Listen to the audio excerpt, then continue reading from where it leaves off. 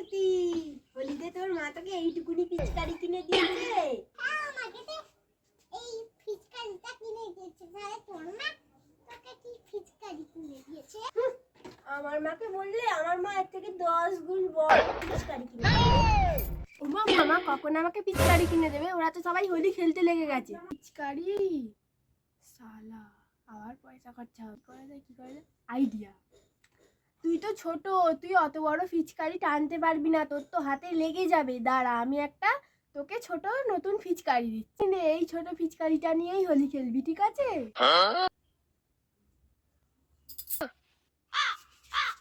এক্ষুনি আমার 100 টাকা খরচা হয়ে গেছিল, খুব জোর বাঁচান বেঁচে গেছি। তোর মা তোকে কত বড় পিচকারি কিনে দিল?